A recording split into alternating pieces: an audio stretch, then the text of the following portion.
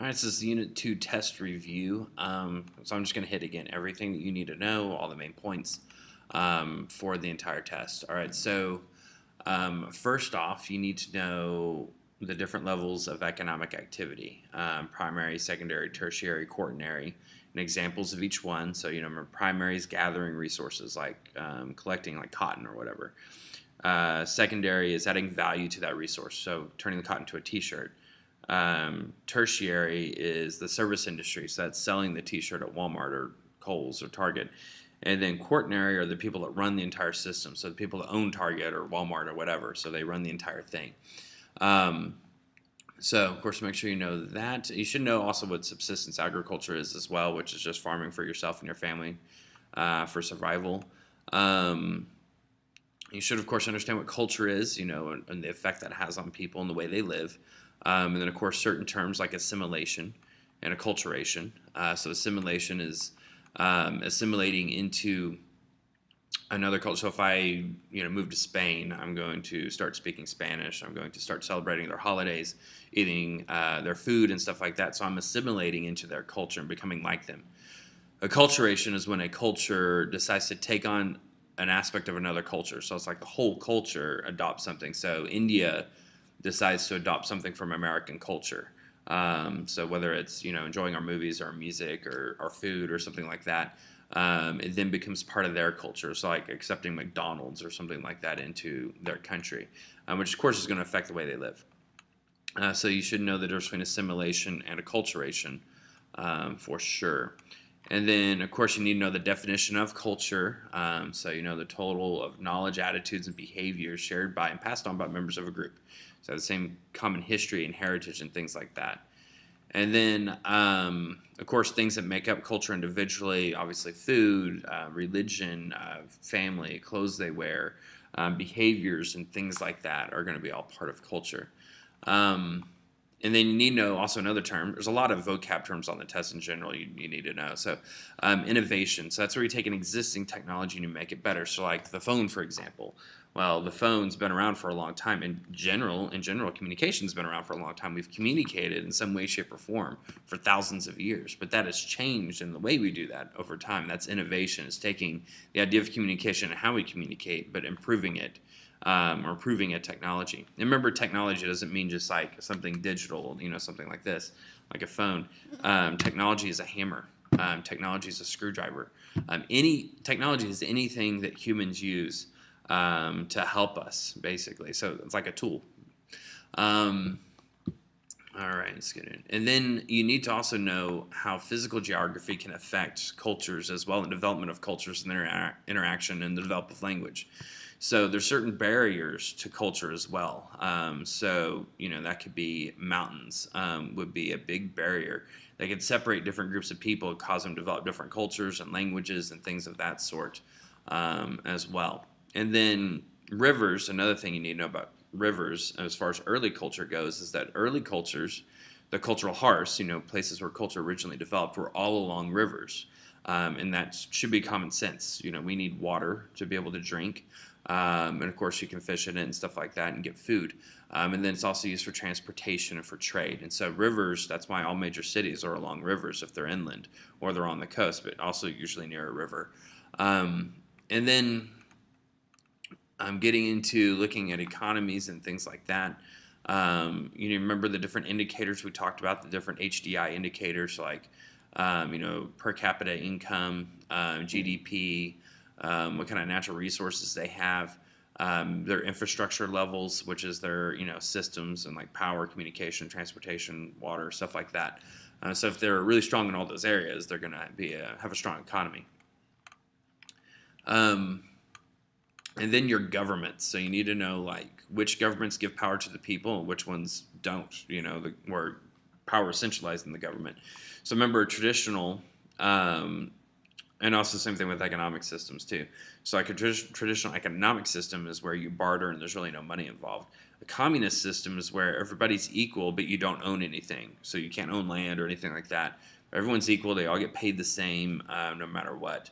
Free enterprise is the same thing as market. So that means it's generally like ours to where supply and demand take effect, and people decide what is produced. That's the most freedom. Then a mixed economy / socialist, that's where you have an economy like ours, but you also have some social programs like welfare, retirement, things like that that provide and help support, especially your poorer people. That's what socialism is. Socialism, generally, in general terms, you're taxing the richer people, taking that money, giving it to the poorer people in the form of welfare and things of that sort to help them. So you're bringing the poor up, and you're also kind of bringing the rich down a little bit. So you're kind of compressing people more into the middle class. All right, and then again, you should just know the characteristics of different countries. You know, your least developed countries, your developing countries, your newly industrialized countries, and then your most developed countries like the U.S. So just know the characteristics of each one. Of course, you can refer back to the presentation over economics to go back over that again. And then, again, infrastructure, you need to know examples of infrastructure. So remember, it's just anything that's necessary for human society to flourish, to do really well. So you could go without sanitation systems and without sewage, but it's going to be nasty. So obviously, the better your infrastructure is, the better your country is going to be doing. And remember, again, it's things that are vital for human society to flourish, not something that's just for entertainment. So Top Golf or a movie theater or even a restaurant, those aren't vital to our survival. They're fun, but they're not vital. And then going into population, we talked about population, how population growth is happening in your poorest countries from around the world. That's where you're seeing the most kids, because remember that the richer a country is, the more educated people are, the less kids they have. So it's an inverse relationship there. All right, and then going into religion, a couple basic things you need to remember about religion. For Christianity, Judaism, Islam, Buddhism, and Hinduism, you need to remember basic things like what are the followers called? Like people are follow Christianity are Christians. People who follow Judaism are Jewish. People who follow Islam are Muslims. People who follow Buddhism are Buddhist, and Hinduism, Hindus. Pretty simple. You know the holy book for each one. So like the Bible, the Torah, the Quran, and then the Vedas. And then, of course, where they worship. So Christians in a church, Jews in a synagogue, Muslims in a mosque, Buddhists in a temple, Hindus in a temple. And then generally where they started as well. So let's go on. A couple maps. More questions about infrastructure and innovation. All right, and then there will be like some questions where there's a map and it's going to ask you, okay, like where did this religion originate? And you should know, based looking at the map, be able to pick the letter of where that is. So you need to know where each religion originated, which is on the project you did. That base map is basically what these questions are over. And then population pyramids, I said that would be on here. Population pyramids, members show the age and sex distribution of population, so male and female, and then how they're distributed in the population as far as age groups go. And that helps us see things like, has there been a war in a country or disease that's affecting the country? So basically just gives us a quick idea of what's going on there in general, overall how they're doing. All right, and then of course you need to know what diffusion is. So diffusion is when an idea spreads. And so I use the example for like Coca-Cola. It started in Atlanta. Now it's all over the world. It diffused to different parts of the world. We talked about this with religion in your project, that, religion started in this particular area. So Islam started in the Arabian Peninsula, but that spread throughout North Africa, the Middle East, parts of South Asia, Southeast Asia as well. And then push and pull factors. So a push and pull factor, and this has to do with immigration. A pull factor is something that pulls people or encourages people to move into an area. And so let's talk about, for example, and I'll use this example in the next unit when we get to the U.S. and Canada. More so actually when I get to Latin America. But a pull factor for people to immigrate from Mexico into the U.S. would be like a better economy, better jobs, better education. It's a little safer, things like that.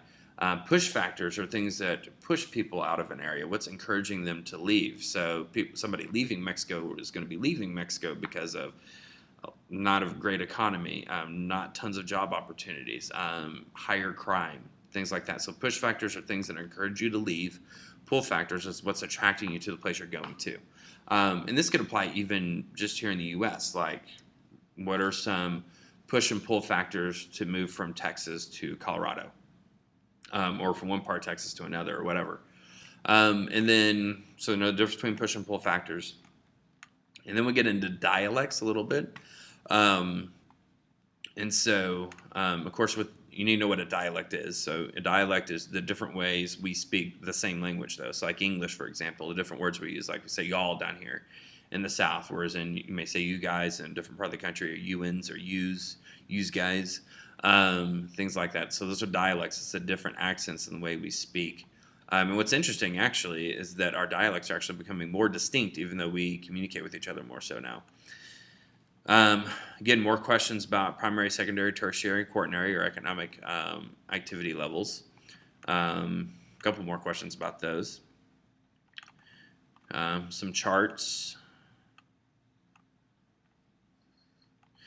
And then you should also be able to correlate your more developed countries like the United States. What kind of economies do we have? Which all of your advanced countries like us, we all have a free market economy. And just again, remember, there's words that are all interchangeable that mean the same thing. Free enterprise, capitalist, free market. It's all the same thing. And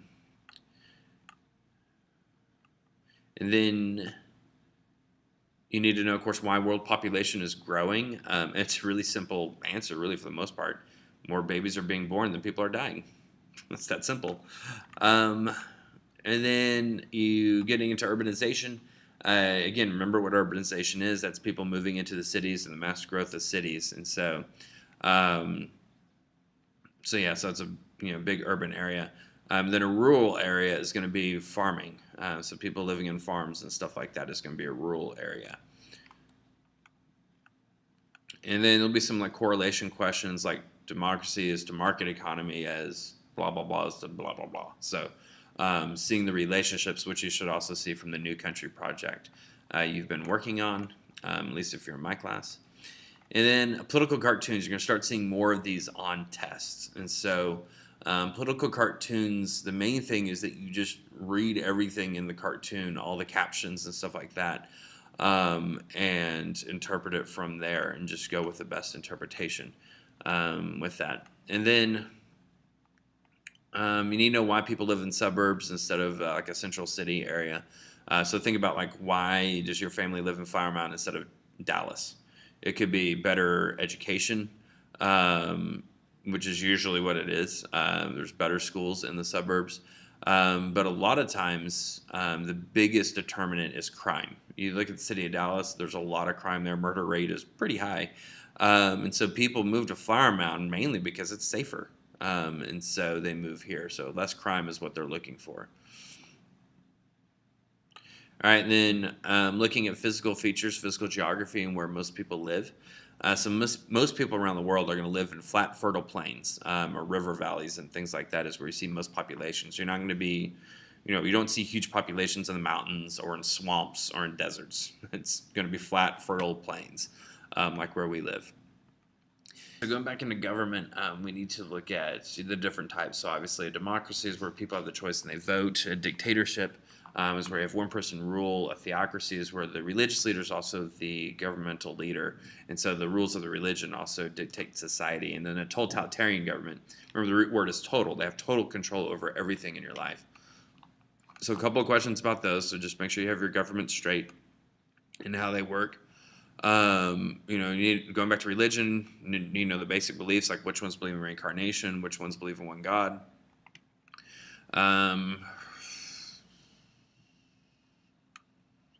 then you need to know why people are moving into cities, especially in your poor areas around the world, and that's again looking for better economic conditions, better jobs, things of that sort. Some more map questions. Another question about dialect. And then borders, just remember there's between a natural border and an artificial border. So natural border is going to be using something like a river. It's usually a squiggly line. And then an artificial border is usually straight lines using lines of latitude and longitude.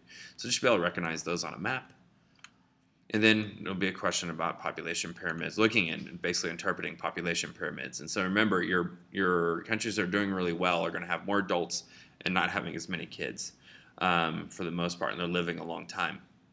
Whereas then if it looks more like a pyramid where it's not as many adults and there's all this big population at the bottom, the country is not as advanced. All right, so that's it for the test. So watch this video a couple times, and then, of course, review your notes, review your vocab, all of that, and you should be set.